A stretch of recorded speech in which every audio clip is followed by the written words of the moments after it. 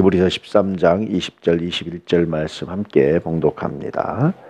양들의 큰 목자이신 우리 주 예수를 영원한 언약의 피로 죽은 자 가운데서 이끌어내신 평강의 하나님이 모든 선한 일에 너희를 온전하게 하사 자기 뜻을 행하게 하시고 그 앞에 즐거운 것을 예수 그리스도로 말미암아 우리 가운데서 이루시기를 원하노라. 영광이 그에게 세세 무궁토록 있을지어다. 아멘. 성서에 수식어가 많은 문장들이나 단어들은요, 성경을 읽을 때 수식어를 다 빼고 읽는 습관 한번 길러보세요. 앞에다 수식어니까 수식어를 다 빼면 20절의 수식어를 다 빼면 남는 게 뭐죠? 하나님이. 그러니까 남는 하나님이. 앞엔 다 수식어예요. 하나님이.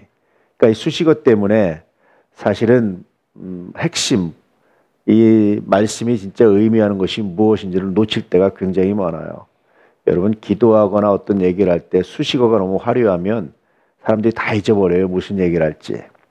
근데 너무 많이 안 듣는 게 좋습니다. 어쨌든 다 빼면 하나님이 21절의 핵심은 뭐 같아요?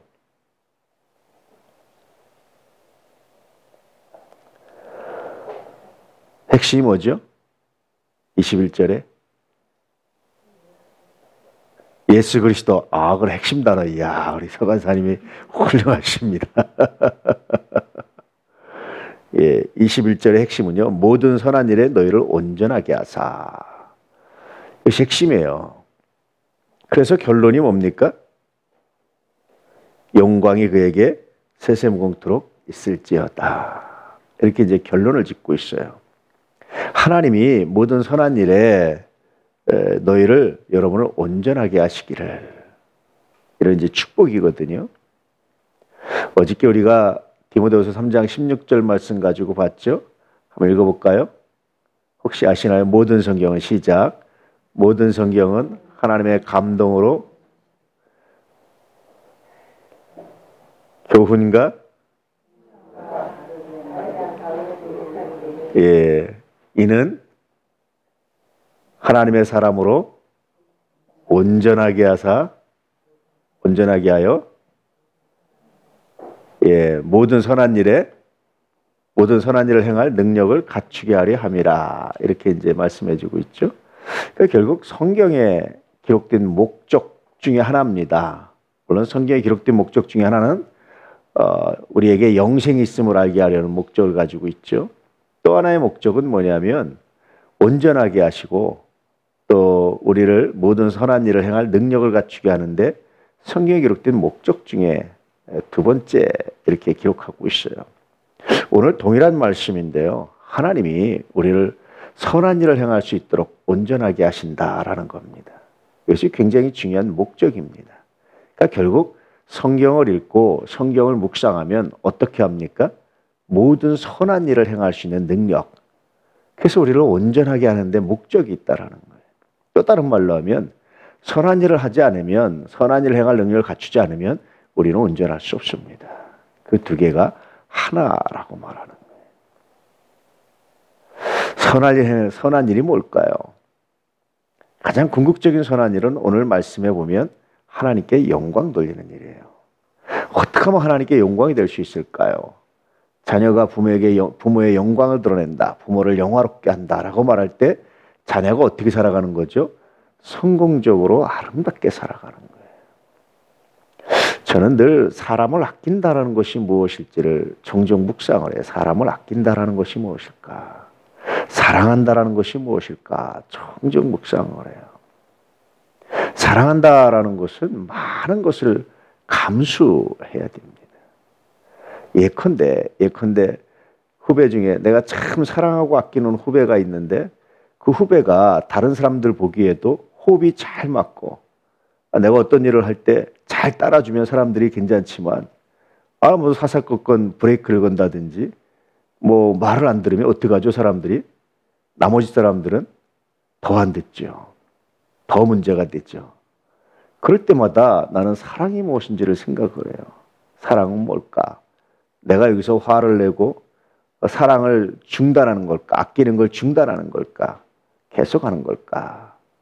그래서 무엇을 사랑한다, 아낀다, 특히 사람을 사랑한다, 아낀다라고 표현하는 데는 참 많은 것들이 고려되고 그래야 되는구나 라는 것들을 생각할 때가 참 많아요. 그래서 우리 아버지 하나님의 마음을 생각하는 거예요. 하나님 우리를 사랑하셔서 독생자를 다 내놓으셨는데 이스라엘 백성들 선민들을 택하시고 선민으로 택하시고 하나님의 백성으로 택하시고 다 사랑하셨는데 불순종할 때 어떻게 됐을까? 인간적으로 말하면 하나님의 체면이 참 많이 구기겠다. 또 오늘날 우리들을 이렇게 사랑하셔서 하나님의 자녀로 부르셨는데 우리가 불순종하면 사람들이 우리 때문에 누굴 욕하죠? 하나님을 불신하는, 하나님의 영광을 드러내지 않는, 참 마음 아프죠. 근데도 하나님은 뭐합니까? 사랑을 포기하지 않으시는 거예요. 이제 여러분 누군가에게 사랑받는다라고 말할 때는요, 남들보다 더 말이라든지 행동이라든지 조심하셔야 그 사랑의 의미를 지니고 가치를 지녀요. 그것이 굉장히 중요합니다. 교회에서 보편적으로 장로나 권사나 안수입사나 어떤 특별한 직분에 세움받는다는 건 뭐죠? 사랑받는 거예요. 모두를 사랑하지만 특별히 사랑받는 겁니다. 그 사랑받음에 대해서 선하게 응답하지 않으면 그건 참 많은 것들을 또다시 감수하게 하는 아픈 일들이 일어나게 되죠. 감수하죠. 감수할 수밖에 없고 그러죠. 그렇지만 참 마음이 아프다라는 생각이 들 때가 종종 있죠. 우리가 하나님의 영광을 드러내는 것이 다시 또 생각해 보면 그것은 성숙한 사람, 하나님의 사랑받고 있음에 대한 긍정적 응답이에요. 그래서 내가 그렇게 하나님의 영광을 드러낼 때 단순히 하나님의 영광만 드러나는 것이 아니라 나의 삶이 얼마나 아름다운지, 얼마나 아름답게 되는지 생각해 볼 수 있죠.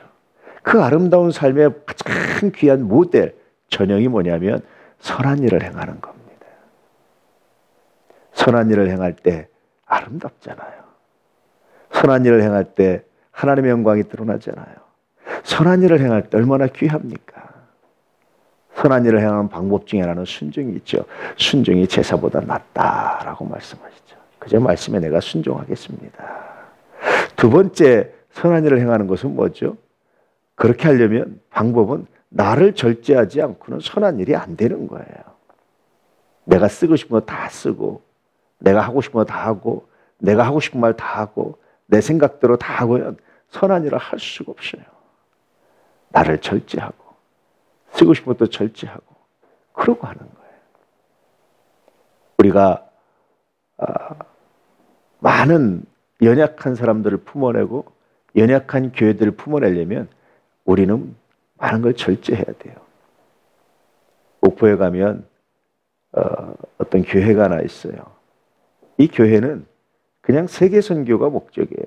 그래서 그 작은 교회에서 그냥 1년에 꽤 많은 돈을 여기저기 후원도 받고 본인들도 해서 하여튼 재정이 좀 여유가 있으면 다 선교하는 데 써요.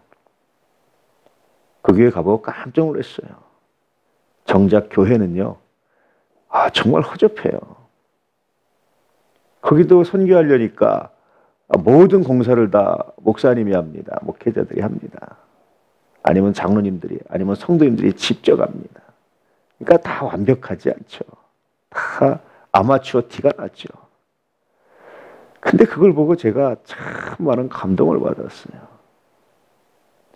교회가 너무 허접하고 너무 이렇게 좀 제대로 좀 이렇게 완전하게 안 돼 있고 이런 거 보면 이렇게 돼 있는데 참 많은 감동을 받았어요. 오히려 자기 교회 업무로 화려하고 삐까번쩍한데 사역하는 내용이 별거 없고 그냥 자기들이 할 정도 적당한 선에서 하는 것은 누구든지 할 수 있어요. 자기 절제, 자기 헌신이 아니면 선한 일을 하기가 어렵습니다. 근데 그것이 어떤 가치를 지닐까요? 하나님의 영광을 드러내고 온 성도들이 하나님 나라에서 받을 상급을 생각해 보면 감동입니다. 우리는요 하나님 나라의 상급을 바라보고 살아가는 사람들이지 이 땅에서 몇 푼 주어지고 이 땅에서 뭐 하는 거 그거 물론 중요하긴 하지만 부차적이에요. 그거 그렇게 본질적이지 않습니다. 그 외에도 많아요. 어떤 교회는 재정의 50% 60%를 선교비로 쓰면서 자기 교회는 정작 깡통이에요. 깡통. 옛날 미군 막사 이렇게 전했듯이 그런 교회도 있어요. 너무 지나치게 또 내핍 생활하는 것도 덕이 안 될 때가 많지만 그러나 적어도 우리가 선한 일을 하려면 자기 절제. 저는 제일 불쌍한 사람들이요. 자기 이거 가지고 그냥 자기 이렇게 나름대로 즐기고 지면서 행복하다라고 말하는 거 보면 첫째는 감사하죠. 아유, 다른 사람한테 부담 안 주고 사랑하는 것도 참 복이다, 감사하다. 두 번째는 조금만 시선을 좀 돌리면, 조금만 좀 옆으로 돌리면 하나님의 마음이 보일 텐데 아쉽고 그렇죠.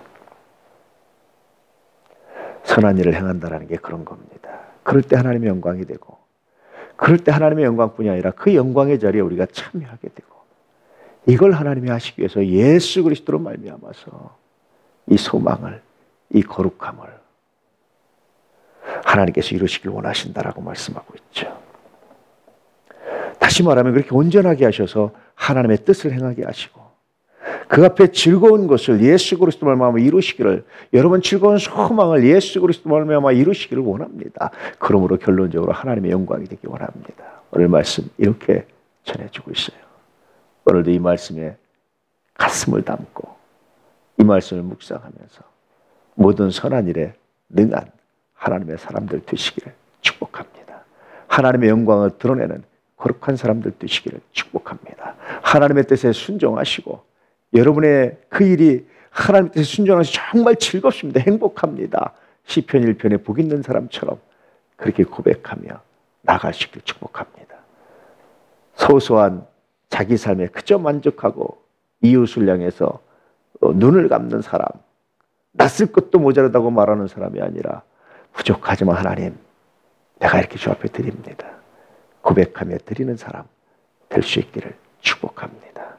그걸 위해서 우리가 서로 아끼고 최대한 아낄 수 있는 만큼 아끼고 노력해서 하나님의 영광을 드러내는 거룩한 역사가 있기를 축복합니다.